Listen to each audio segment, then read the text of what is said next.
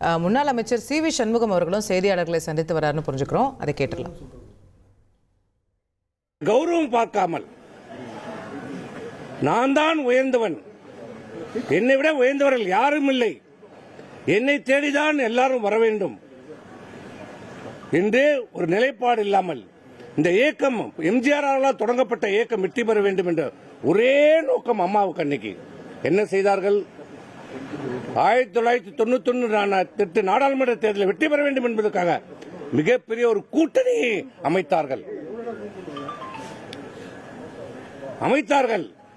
அமைத்தது மட்டுமில்ல, எல்லா கூட்டணி தலைவர் வீட்டுக்கும் படியேறி சென்றார்கள். அம்மா கௌரவம் பார்க்கல. நான் முதலமைச்சராக இருந்தவர், இந்த கட்சியினுடைய மிகப்பெரிய கட்சியினுடைய பொதுச் செயலர் என்ற கௌரவம் பார்க்கவில்லை. கம்யூனிஸ்ட் எல்லாருக்கும் போனாங்க, பாரதிய ஜனதா கட்சிக்கு போனாங்க, பாட்டாளி மக்கள் கட்சியினுடைய நிறுவனர் தலைவரை போய் நேரடியாக பார்த்தார்கள், வைகோவை நேரில் சென்று பார்த்தார்கள். குறுகிய மெத்தப்படிக்கட்டில் ஏறி கம்யூனிஸ்ட் குறுகிய மெத்தப்படிக்கட்டில் ஏறி போய் பார்த்தாங்க. எந்த அசௌகரியம் பார்க்க ஒரே நோக்கம் அம்மாவுடைய நோக்கம், இந்த இயக்கம் வெற்றி பெற வேண்டும், இரட்டைலை வெற்றி பெற வேண்டும் என்ற ஒரே நோக்கத்தில் அனைத்து தலைவர்கள் வீட்டுக்கும் தானே சென்று பார்த்து அந்த கூட்டணி மிகப்பெரிய ஒரு கூட்டணியை அமைத்து அந்த தேர்தலில் வெற்றியை பெற்று தந்த பெருமை மாண்புமிகு அம்மா அவர்களுக்கு உண்டு. ஆனா இன்னைக்கு என்ன நிலைமை?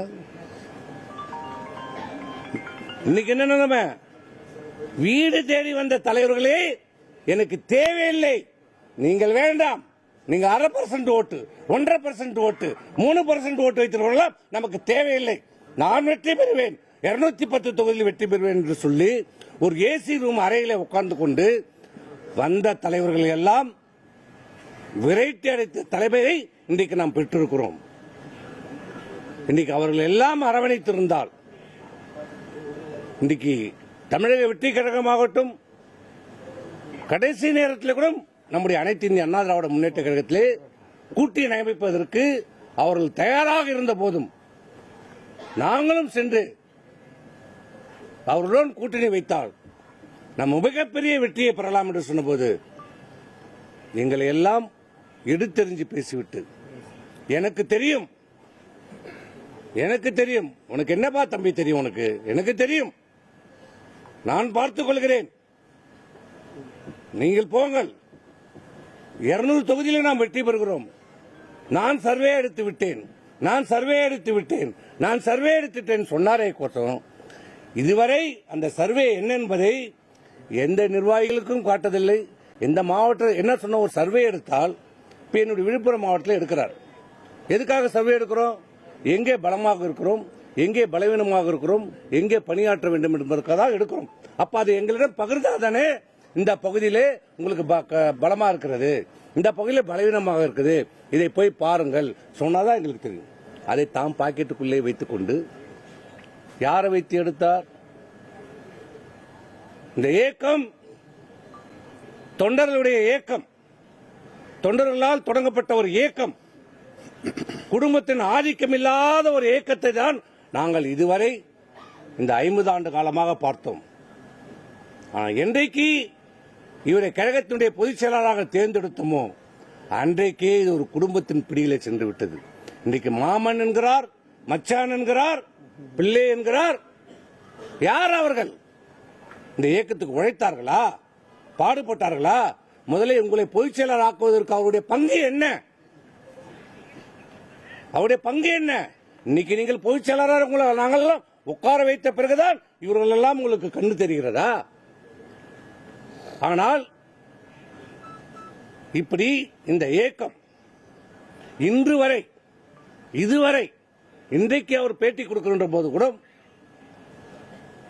47 தொகுதியிலே நாம் வெற்றி பெற்றிருக்கிறோம், இதுவே மிகப்பெரிய வெற்றி என்று சொல்கிறார் என்றால் தமிழகத்துடைய மக்களும் அனைத்து இந்திய அண்ணா திராவிட முன்னேற்ற தொண்டர்களும் புரிந்து கொள்ள வேண்டும். அம்மா அவர்கள் 2வது முறையாக புரட்சி தலைவர் அவர்கள் வெற்றி பெற்ற பிறகு தொடர் வெற்றி. அந்த வெற்றியை இதுவரைக்கும் தமிழ்நாடு அரசியலிலே எந்த தலைவரும் இதுவரை பெறவில்லை. தலைவருடைய மறைவிற்கு பிறகு யாரும் இரண்டாவது முறையாக வெற்றி பெறவில்லை.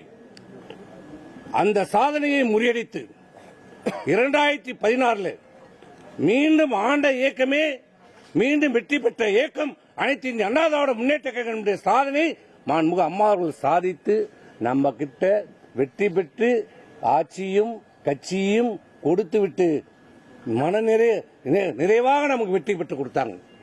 ஆனா இன்னைக்கு என்ன நிலைமை? அதற்கு பிறகு இந்த இயக்கத்துடைய நிலைமை என்ன? அந்த வெற்றி கோட்டை நம்ம நெருங்க முடிந்ததா? 12 தேர்தலில் 19%, 21 தேர்தலில் 65 இடங்கள் அதிமுக, 24 பல தொகுதியிலே டெபாசிட் எழுந்திருக்கிறோம்.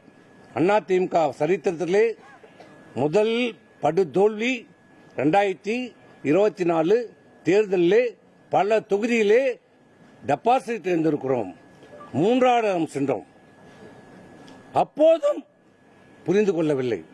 சொன்னோம். அன்றைக்கு 2024 நாடாளுமன்ற தேர்தலில் தன்னிச்சையாக முடிவெடுத்து ஒரு யாரும் வேண்டாம். அன்றைக்கு எல்லோரும் சொன்னோம் பாரதிய ஜனதாவோட கூட்டணி வைக்கலாம் என்று ஒரு கருத்து இருந்தது. அதை காது கொடுத்து கூட கேட்கவில்லை. எனக்கு தெரியும் இனி எந்த காலத்திலையும் பாரதிய ஜனதாவோடு ஒட்டோ உறவோ இல்லை என்று சொன்னார். அது உங்களுக்கும் தெரியும், அதிமுக தொண்டர்கள் அனைவருக்கும் தெரியும், எல்லாருக்கும் தெரியும். பலமுறை அவர் சொல்லியிருக்கிறார், உங்களுக்கு தெரியும். தேர்தலுடைய முடிவு படுதோல்வி நாம் சந்தித்தோம். ஒரு அடிப்படை விஷயம் நாடாளுமன்ற தேர்தல் என்றால் யாருக்கு? இந்த நாட்டினுடைய பிரதமரை யார் தேர்ந்தெடுக்க வேண்டும் என்பதுதான் நாடாளுமன்ற தேர்தல். திராவிட முன்னேற்ற கழக கூட்டணியிலே பாரத பிரதமர் வேட்பாளராக ராகுல் காந்தியை சொல்கிறார்கள். பாரதிய ஜனதா அணி நரேந்திர மோடி பாரத பிரதமர் அவர்களை வேட்பாளராக முன்னிறுத்துகிறது. இங்கே அனைத்து இந்திய அண்ணா திராவிட முன்னேற்ற கழகம் எந்த கூட்டணியும் இல்லை. இல்லாமல் என்ன சொல்லுகிறார்கள்? யாரும் வேட்பாளர் பிரதமர் வேட்பாளர் இல்லை என்றாலும் பரவாயில்லை. தேர்தலில் என்ன முடிவெடுத்தார்கள்? ஏதோ இவருக்கும் திராவிட முன்னேற்ற கழகத்துக்கும் தேர்தல் என்ற போது பிரச்சாரம் பண்ணினார். அதுவே தவறான ஒரு முடிவு. தோல்வி அடைந்தோம். நாங்கள் சொல்லுகிற போதே ஏற்க மறுத்தார். ஆனால் பாரதிய ஜனதாவோடு ஒட்டோ உறவோ மீண்டும் கூட்டணி இல்லை என்று சொன்ன பொதுச் செயலாளர் அவர்கள் திடீரென்று ஒரு நாள் டெல்லிக்கு வருகிறார். வாங்க என்று சொல்லுகிறார். என்ன என்று கேட்டால் ஒன்றும் சொல்லவில்லை. வாங்க எங்க போகிறோம் என்று அமித்ஷா வீட்டுக்கு அவர் வீட்டுக்கு போகிறோம் என்றார். போனார். நேர போய் பாரதிய ஜனதா கூட்டணியை உறுதி செய்கிறார். யாரை கேட்டார்? யாரிடம் கலந்தாலோசித்தாரா? தலைமை கழக நிர்வாகிகளோடு கலந்தாலோசித்தாரா? பேசினாரா? ஒரு ஆலோசனை, ஒரு கருத்தையாவது கேட்டாரா? பாரதிய ஜனதாவோடு கூட்டணி இல்லை என்பதை எடுக்கப்பட்ட முடிவு எங்க? செயற்குழு கூட்டத்தில் எடுக்கப்பட்ட முடிவு. அனைத்து இந்திய அண்ணா திராவிட முன்னேற்ற செயற்குழுவிலே எடுக்கப்பட்ட முடிவு பாரதிய ஜனதாவோடு கூட்டணி இல்லை என்பது. ஆனால் தன்னிச்சையாக செயற்குழுவில் எடுக்கப்பட்ட முடிவை தன்னிச்சையாக யாரையும் கலந்தாலோசிக்காமல் என்ன நோக்கத்திற்காகவோ என்ன காரணத்திற்காகவோ தெரியவில்லை. இதுவரை எதிர்க்கட்சி சொன்னார்கள், நாங்கள் உள்ள இருக்கோம், நாங்கள் சொல்ல முடியாது. சரி, ஏதோ வந்தால் திடீரென்று பாரதிய ஜனதாவை நம்ம கூட்டணி வைத்திருக்கிறோம் என்று சொன்னார். இன்று வரை காரணத்தை சொல்லவில்லை. ஏன் கூட்டணி வைத்தீர்கள், எதற்காக வைத்தீர்கள், என்ன காரணம் இன்று வரை சொல்லவில்லை. இன்றைக்கு என்ன நிலைமை? சட்டமன்ற தேர்தலிலாவது முறையாக கூட்டணி வையுங்கள் என்று நாங்கள் பலமுறை வற்புறுத்தினோம். தேசிய முற்போக்கு திராவிட கழகத்தை இணையுங்கள் என்று சொன்னபோது ரொம்ப எங்களால் எவ்வளவு முடியுமோ அவ்வளவு சொன்னோம். ஒரு புரட்சி, ஒரு கட்சிக்கு, ஒரு தலைவர்களுக்கு என்ன சொன்ன வாக்கை காப்பாற்றப்பட வேண்டும். ஒரு வாக்குனா ஒரு தலைவர்கள் வாக்கை அது நாக்கு சுத்தணும் காப்பாற்றப்பட வேண்டும். நாடாளுமன்ற தேர்தலிலே கொடுத்த வாக்குறுதி தேமுதிகவுக்கு ஒரு ராஜ்யசபா எம்பி கொடுப்போம் என்று சொன்னார். ஆனால் முடிந்த பிறகு அந்த நாடாளுமன்ற தேர்தல் வருகிற போது நிலையை மாற்றிக்கொண்டார். நாங்கள் சொன்னோம், இது தப்பு, முறையல்ல, சொன்னதை கொடுங்க, அடுத்த தேர்தல் உங்களுக்கு யாரை போடுகிறீர்களோ போட்டுக்கொள்ளுங்கள், நீங்க யார் வேணாலும் போடட்டும், ஆனால் இப்ப அவர்களுக்கு கொடுங்க, சட்டமன்ற தேர்தலுக்கு அவர்கள் நமக்கு தேவை, அதை கொடுங்கன்றோம். எங்கள் கருத்தை உதாசனைப்படுத்தி விட்டார். அவர் கொடுத்த வாக்கையும் காப்பாற்றவில்லை. அதனால் அவர்கள் எங்கள் மீது மிக வருத்தம். அந்த வருத்தம் கடைசி வரைக்கும் அவர்கள் கூட்டணி வெளியேறுவதற்கான காரணமாக அமைந்து விட்டது. அப்போதும் அவர்கள் வந்தார்கள். கூட்டணியில் சேருவதற்கான அனைத்து முயற்சியிலும் அவர்களுடைய முதல் சாய்ஸே கூட்டணியிலே அனைத்து இந்திய அண்ணா திராவிட முன்னேற்ற கழகத்தில் சேர வேண்டும் என்பதுதான். பலமான முயற்சி எடுத்தார்கள், கடைசி வரைக்கும் முயற்சி எடுத்தார்கள். ஆனால் அவர்களை உதாசனம் செய்தார். நானே வெற்றி பெற்று விடுவேன், எனக்கு யாரும் தேவையில்லை, எந்த கூட்டணியும் தேவையில்லை, அதிமுக தன்னந்தனியாக நின்று வெற்றி பெற்றுவிடும் என்று சொன்னார். நாங்கள் எவ்வளவோ சொன்னோம், அவர் அதை கேட்டுக்கொள்ளவில்லை. அதனுடைய முடிவு இன்றைக்கு 2026 சட்டமன்ற தேர்தலிலே மாண்புமிகு எம்ஜிஆர் அவர்களால் தொடங்கப்பட்ட இந்த இயக்கம், மாண்புமிகு அம்மா அவர்களால் தொடங்கப்பட்ட இந்த கட்டி காப்பாற்றப்பட்ட இயக்கம் தொடர் தோல்வி, தொடர் தோல்வி, தொடர் தோல்வி, தோல்வி மட்டுமில்ல, தோல்வி கீழே போய்கொண்டே இருக்கிறது. அனைத்து இந்திய அண்ணா திராவிட முன்னேற்ற கழகத்துடைய சரித்திரத்திலே கிட்டத்தட்ட பெரும்பான்மையான தொகுதியிலே இன்றைக்கு 3வது இடம் சென்றிருக்கிறது அதிமுக. மிகப்பெரிய வருத்தம், வலி எங்களுக்கு ஏற்பட்டிருக்கிறது. எங்களால் தாங்க முடியவில்லை, சொல்ல முடியவில்லை. இவ்வளவு காலம் இந்த அவர் பொதுச் செயலராக யார் கொண்டாந்தோம்? அவராக பொதுச் செயலர் ஆகிவிட்டாரா? யார் கொண்டாந்தது? யார் உருவாக்கியது?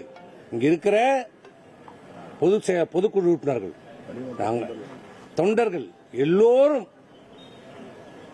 ஒற்றுமையாக இருந்து ஒற்றை தலைமை வேண்டும் என்ற நிலைப்பாட்டை நாங்கள் தான் எடுத்தோம். இன்றைய பொதுச் செயலாளர் எடுக்கல. அவருக்கு பயம், அச்சம் இல்ல.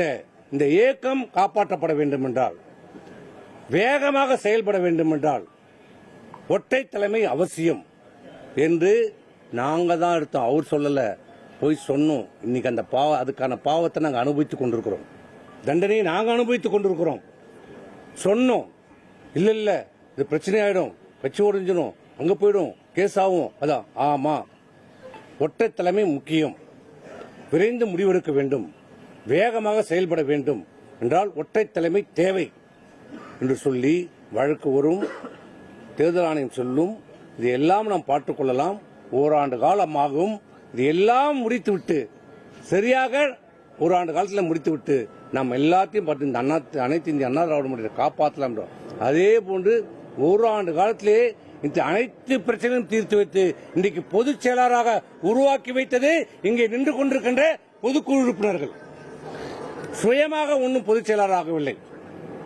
தமிழ்நாட்டில் இருக்கிற அந்த கோடான கோடி தொண்டர்களுடைய எண்ணத்திற்கு அடிப்படையிலே உருவாக்கப்பட்டதுதான் இந்த பொதுச் செயலாளர். ஒரு தலைவருக்கு என்ன அழகு? நாங்களே தவறு செய்திருந்தாலும், இல்ல மற்றவர்கள் தவறு செய்திருந்தாலும் அவர்களை அழைத்து அவர்களை திருத்தி, இல்லை ஏதாவது தவறான பழி சொன்னாலும் சொல்லி முதலிலே அவர்கள் திருத்துவதற்கான நடவடிக்கைகளை மேற்கொள்ளும். அதுதான் ஒரு தலைவருக்கு அழகு. இந்த இயக்கத்தை அப்படியே கட்டுக்கோப்பாக கொண்டு சொல்ல வேண்டும். இன்னும் மேன்மேலும் இதை வளர்க்க வேண்டும். இன்னும் உறுப்பினர்களே சேர்க்க வேண்டும். இன்னும் பல்வேறு இயக்கத்தில் இருக்கிற தலைவர்களை கொண்டு வந்து சேர்க்க வேண்டும். அதுக்கு நேர்மாறாக உலகத்தில் அனைத்து கட்சியிலும் இருக்கிற செயல்பாடுக்கு நேர்மாறாக இந்த அதிமுக மட்டும்தான் ஒரு அதிசயம் நடந்துட்டு இருந்தது. இவர் பொதுச் செயலாளராக பொறுப்பேற்ற இந்த 4 ஆண்டு காலத்திலே அவர் செய்திருக்கிற ஒரே பணி, சிறப்பான பணி, நல்ல பணி, நீக்குவது நீக்குவது நீக்குவது நீக்குவது நீக்குவது. அவருக்கு தெரிந்த ஒரே வார்த்தை, ஒரே செயல், என்றால் சிறைவாசம், ஏன் என்றால் வனவாசம் என்பது போல, ஏன் என்று கேட்டால் அடிப்படை உறுப்பினர் நீக்கப்படுகிறார், எதற்கு என்று கேட்டால் கட்சி பதவி நீக்கப்படுகிறார். இதை தவிர என்ன செய்திருக்கிறார்? என்ன நடந்தது? நீ கடவுள் என்ன பண்ணாரு? நீங்க நீக்கணவங்க எல்லாம் இன்னைக்கு சட்டமன்றத்தில் உறுப்பினராக போயிட்டாங்க.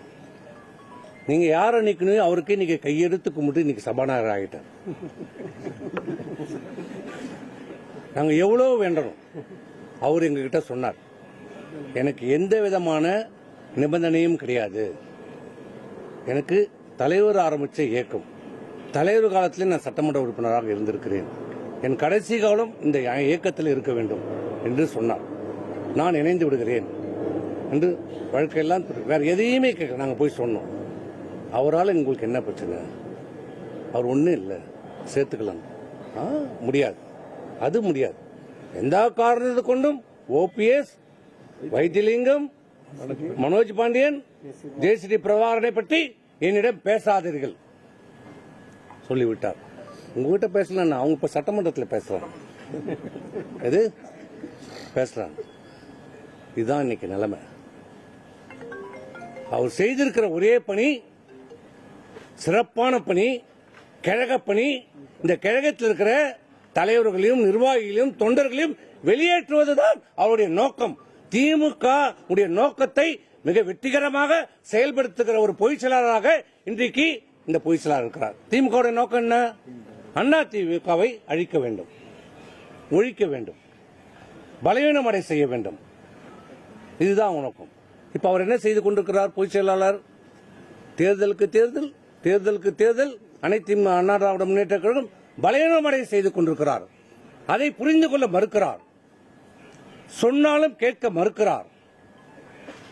எனக்கு தெரியும், எனக்கு தெரியும், எனக்கு தெரியும், நீங்கள் போங்க என்று சொல்லுகிறார்.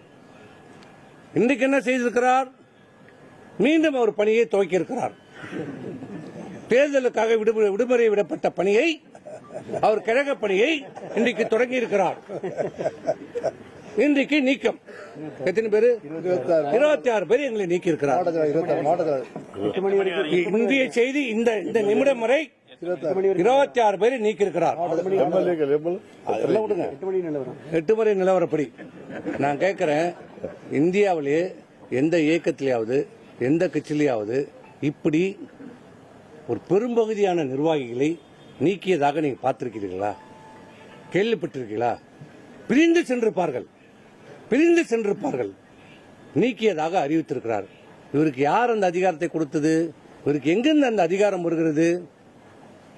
எல்லோரும் இவர் கழகத்துடைய துணை பொதுச் செயலாளர், இவருடைய கழகத்துடைய தலைமை நிலை செயலாளர், நாங்கள் எல்லாம் அமைப்பு செயலாளர், மாவட்ட கழக செயலாளர்கள், சட்டமன்ற உறுப்பினர்களாக இருக்கோம். எங்களை நீக்குவதற்கு பொதுச் செயலாளருக்கு என்ன அதிகாரம் இருக்கிறது? எங்களிடம் விளக்கம் கேட்கப்பட்டதா? இல்ல காரணம் நீக்கிய அந்த நீக்கப்பட்டிருக்கிற பட்டியலில் காரணம் சொல்லப்பட்டிருக்கிறதா? இந்த காரணத்துக்காக இந்த இதுக்காக நீக்கணும் என்று சொல்லப்படுறதா? இது எப்படி சொல்லும்? எந்த விதத்திலையும் செல்லாது. அவர் நீக்கிய அந்த பத்திரிகை வட கட்டுறதுக்கு கூட உதவாது. இது எதற்கும் செல்லாது, செல்லாது, எதற்கும் அது செல்லாது, எந்த விதத்திலும் அது செல்லாது, எந்த அதிகாரமும் இல்லை. ஏனென்றால் அனைத்து இந்திய அண்ணா திராவிட முன்னேற்ற கழகத்திலே தேர்தல் முடிந்த பிறகு அனைத்து இந்திய அண்ணா திராவிட முன்னேற்ற கழகம் மிகப்பெரிய ஒரு தோல்வி, 3வது இடத்துக்கு சென்றிருக்கிறது. தொண்டருடைய உழைப்பு, அண்ணா திமுக தொண்டர்களுடைய உழைப்பு, வேர்வை, ரத்தம் அனைத்தும் இன்றைக்கு இவர்கள் எடுத்த தவறான முறை, தவறான தேர்தலுடைய நடவடிக்கை, கூட்டணி அமைப்பதிலே ஏற்பட்ட தவறுகள் இன்னைக்கு அதிமுக தொண்டர்களுடைய உழைப்பு வீணாயிருக்கிறது, வீணடிக்கப்பட்டிருக்கிறது. அது மட்டுமில்ல, யாரை எதிர்த்து நாங்கள் போராடினோமோ யாரை எதிர்த்து நாங்கள் அரசியல் செய்தோமோ, இன்றைக்கு நீங்கள் பதவி சுகம் அனைத்திருக்கிறீர்களே, சட்டமன்ற உறுப்பினராக, நாடாளுமன்ற உறுப்பினராக, அமைச்சர்களாக, பொதுச் செயலாளராக, முதலமைச்சராக இருந்தால் அதுக்கு யார் காரணம்? யாரை எதிர்த்து நீங்கள் அமைச்சர் ஆனீர்கள், சட்டமன்ற உறுப்பினர் ஆனீர்கள்? யாரை எதிர்த்து நீங்கள் முதலமைச்சர் ஆனீர்கள்? யாரை எதிர்த்து உங்களுக்காக பொதுச் செயலாளர் பதவி கொடுக்கப்பட்டது? திமுக அப்புறப்படுத்தப்பட வேண்டும் என்ற ஒரே எண்ணம் கோடான கோடி அனைத்து இந்திய அண்ணா திராவிட முன்னேற்ற தொண்டனுடைய பிரதிபலிப்பாக தான் உங்களை உட்கார வச்சிருக்கிறோம். அப்படிப்பட்ட அந்த அடிப்படை கொள்கை திமுகவோட எதிர்ப்பிலே பிறந்தவர்கள் தான். இந்த